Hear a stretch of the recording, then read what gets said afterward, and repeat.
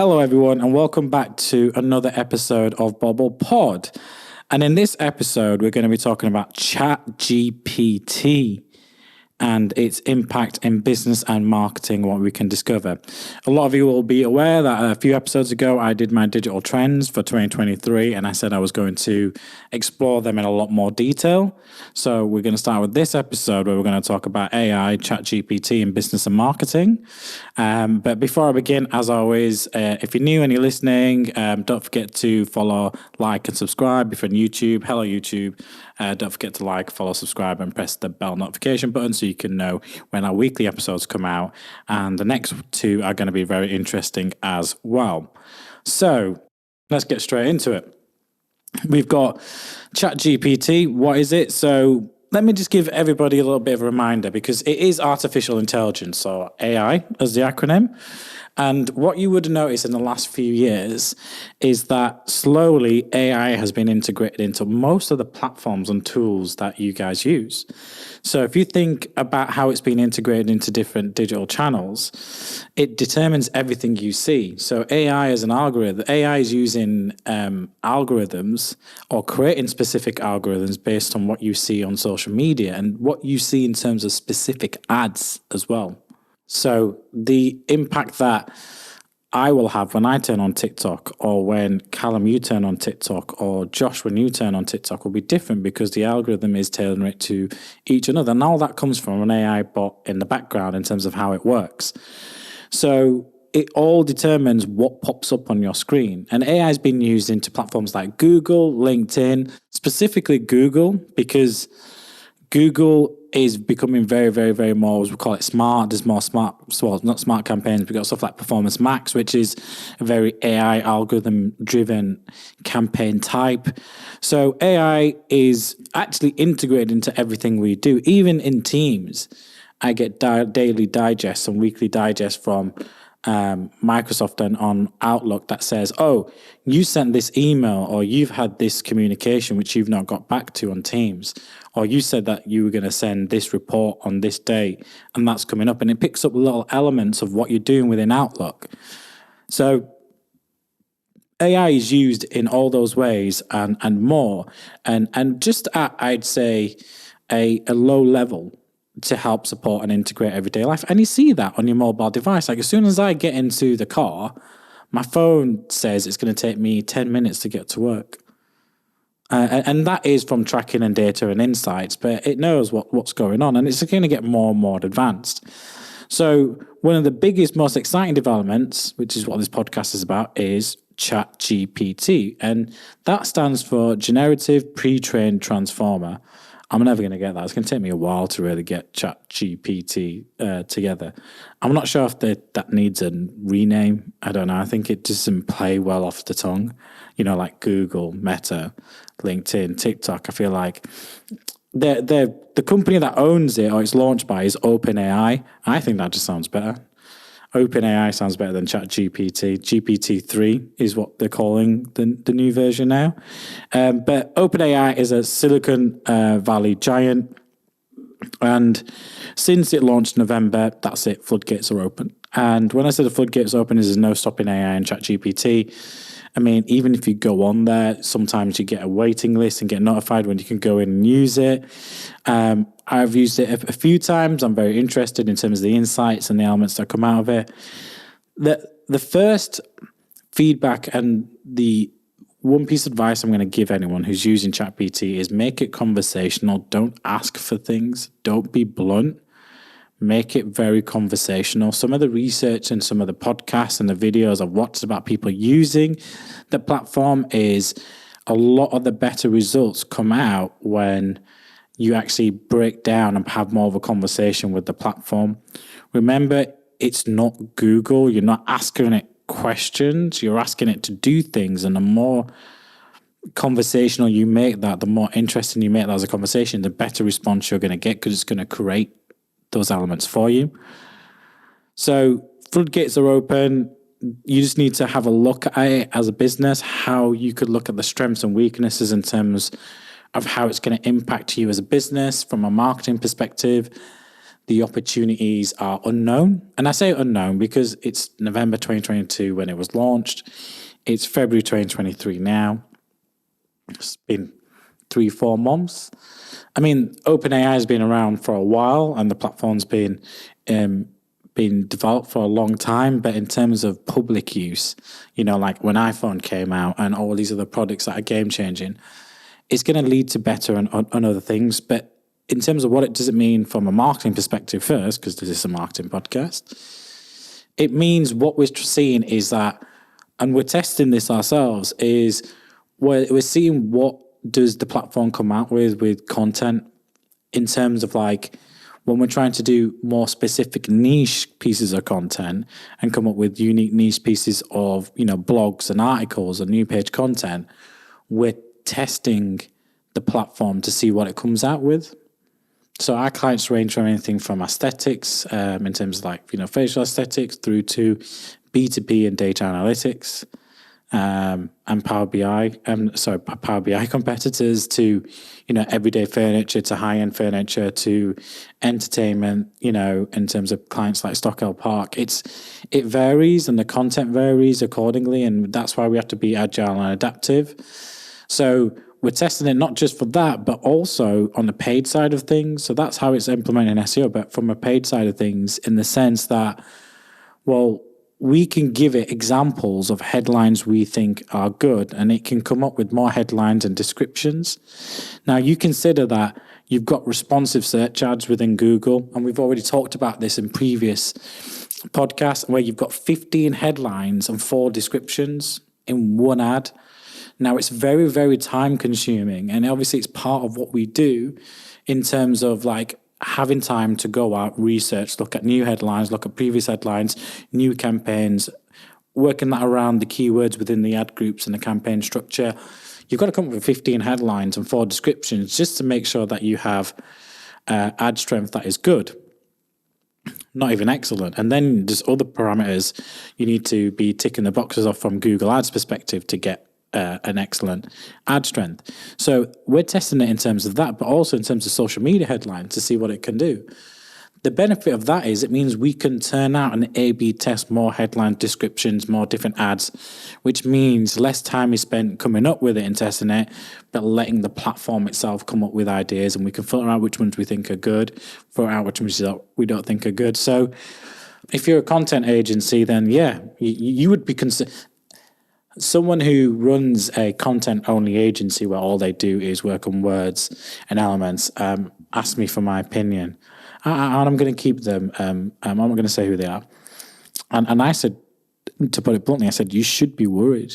You need to either adapt this platform into your offering, streamline processes, because the last thing you want is for this to replace you. And I went, we do everything in-house, but ad copy is one element of managing Google Ads. It's a fundamental element, don't get me wrong, but it's one element.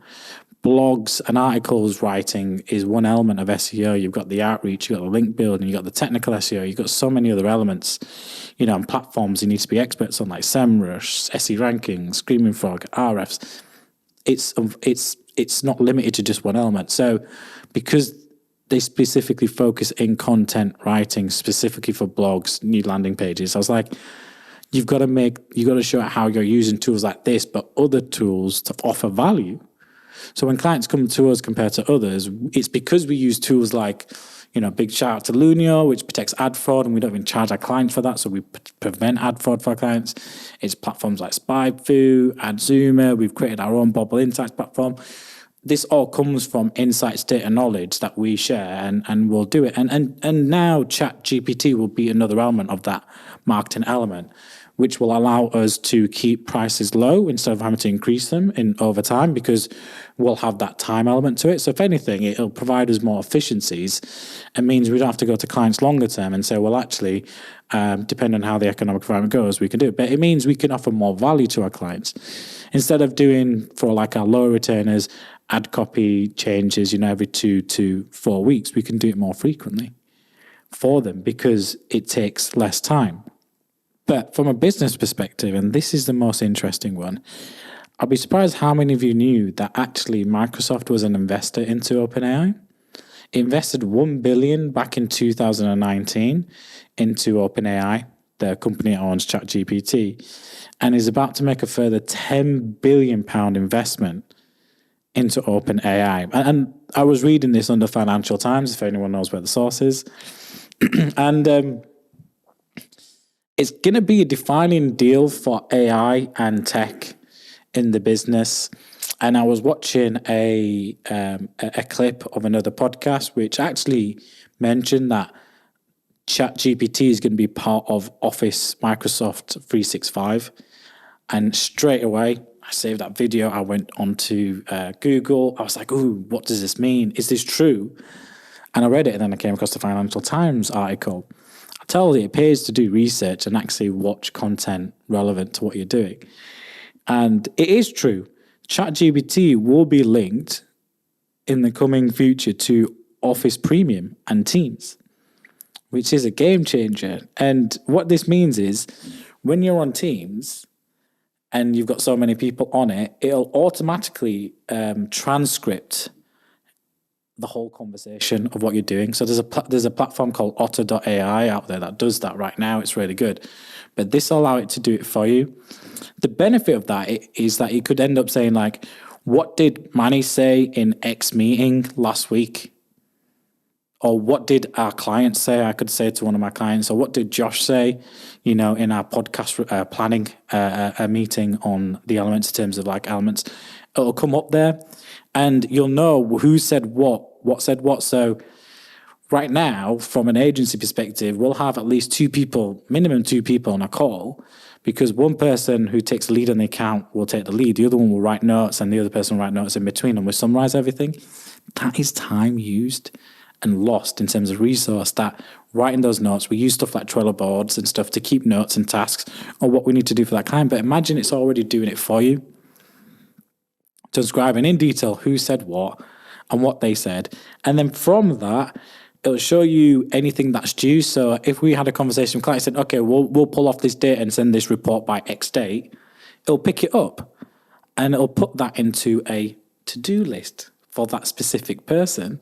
It'll be able to then set deadlines in terms of when those meetings and tasks are due by, and organize that within your calendar and Outlook. On top of that, if you're going to say you're going to follow up with another meeting on X date and you agree with it, it'll pre-put it into your Teams and Outlook calendar and invite those people in. If you say you're going to, then okay, I'll email Callum on X elements and I'll send him through the agenda, document, I'll send it to him.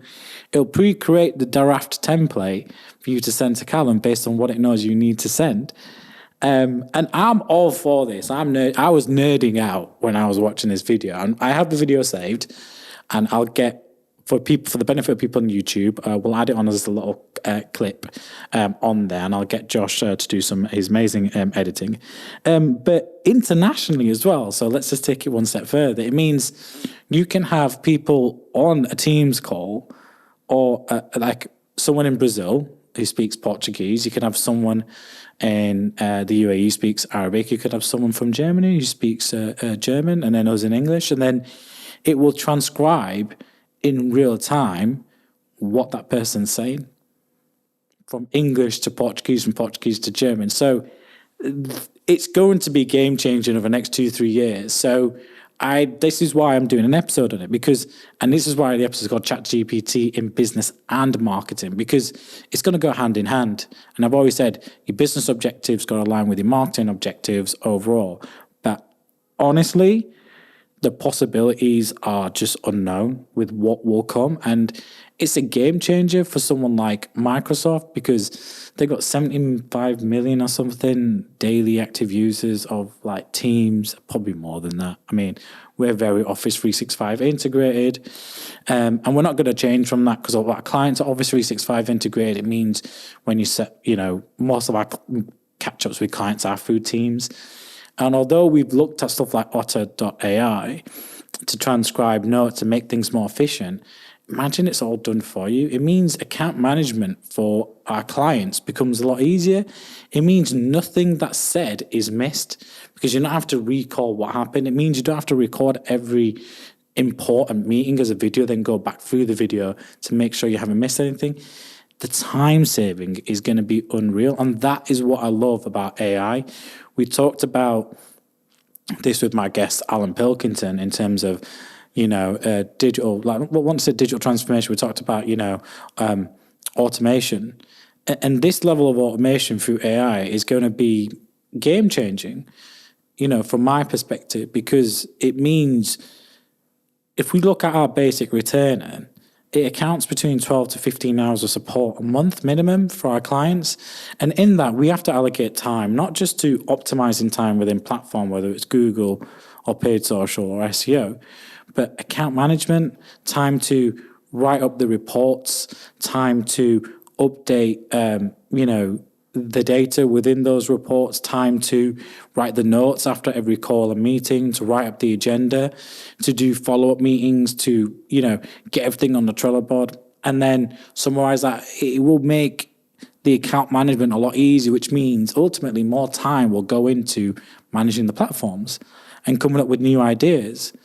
And if we're not spending less time coming up with headlines, descriptions, we can focus more on actually just creating the ads, focusing on the actual strategy and implementation of the campaign. So it will go hand in hand. There's business benefits and marketing benefits overall.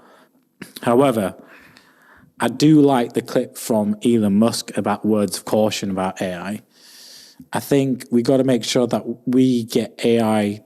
AI should be there to make our lives easier from a perspective in terms of what we're doing, because I agree. What Microsoft intend to do with ChatGPT, I think, is game changer. Is needed because from a CEO, from a business owner's perspective, that time saving is, you just don't understand how valuable it is. If it's already picking up things I'm saying in meetings, clients want to know what's in my mind in terms of what's your opinion, Manni, on this? If there's a difficult, campaigns set up, they'll bring me in at an early stage and say, Manni, we want your thoughts on this. Now, my job at that point there is to then use my knowledge, my experience, what's in my mind, and explain it. But whilst I'm talking, explaining it, I'm not writing anything down. I'm explaining to the client, and then we'll come up with tasks. Yeah, we could do this. Yes, we could do that. Yes, we could do that. The reason we have other team members on it, so they can actually write notes and we correlate afterwards. But the amount of times I will do that individually with relationships, so if I go out and network with people, elements like that, it will just save so much more time. When we're having internal meetings with people with our team and they're asking me for my opinion, or this client's, isn't as performing as well as we would like, or we've seen this campaign not really perform, we need some, and then they'll ask for my opinion, I'll be like, have you tried X, Y, Z, try do this, follow this guideline, etc. I'm not going to really remember that because as an owner, as an individual, we all know we get pulled left, right, centre. And our attention goes from one thing to another. So when you come later on to actually digesting what you actually said and what was conversed, you will miss a couple of key points, and then you tend to repeat yourself then at the next catch-up. So it will be very time efficient. But Elon Musk did say that he believes AI is a bigger threat than nuclear war. He goes, it's more of a threat to people than nuclear. But again, it's his opinion. These are opinion pieces. But I do tend to listen to people of high influence. And the reason I listen to people like Elon Musk, whether you like him or hate him, it doesn't matter. The guy's a genius to me. The guy has created electric vehicles. Talk about the sustainability element, don't really care. But if you look at people like Elon Musk, he's sending people to Mars, he's achieving things that not many people are achieving. And that kind of drive and achieving and reaching for the stars is needed because that creates technological advancements. It requires you to develop and actually create new things that haven't been developed or thought of. It's innovation at the highest level, which then naturally trickles down into everyday technology and elements, which is why we are now all on laptops, on podcasts, on mobile, and have platforms like TikTok and elements like that. So it's much needed. But I really do listen to key people, even though I'm not their biggest fans at times. So people like, I'm not Mark Zuckerberg's biggest fan, but I will listen to what he says when he talks about Meta and Web3, I will listen to Elon Musk, because these people are at such a high level that their influence in terms of what decision they take those companies and which directly impacts some of the work we do, for example, Meta, you have to take it on board because they're going to direct what happens next. They're going to have a say. So it's important, whether keeping personal opinions aside, but from an intellectual point of view, looking into platforms like ChatGPT, which is why it was a big hit. Really a lot of noise in December. I started playing with it in January, but now that I've done enough research on it, I can now explain to you on a podcast my thoughts of it. And it's still early days. I'm no expert on ChatGPT. I'd still say I'm a novice at that level, but I've used the platform. I've seen other people use the platform. I've had feedback from my team. I've done some research to see where it's going. And I've then taken that time spent doing that research and put it into a podcast and explain it to you guys. So I hope you found that really interesting, that episode. There's a lot more that's going to come from AI and ChatGPT. And as it comes up and we find new things, we'll continue to share it on our platforms, podcasts, and through our website as blogs. We will be sharing a blog with this, and what you'll start noticing as a trend for our podcast, specifically when it's just myself and not with a guest, is there'll be a follow-up blog and article on our website on that specific topic, so you can see where I'm getting my research from, the websites I'm going, where I'm getting my stats and insights from. So I've done the research for you. You can just look at my summarized version from it. But if you want to do further research, there's links, elements, more detail for you to go and find out for yourself, because that's what we're trying to do here on Bobble Pod. So thank you for listening. A really, really interesting element. Next, I'm going to be talking about live video marketing, which was one of my other top digital marketing trends that I mentioned on our next episode. So do, like I said, follow, subscribe to stay tuned in for that next episode. And if you're on YouTube, don't forget to like and follow and press the bell notification to be notified when that episode comes out. Thank you for listening, and we'll catch you on the next episode.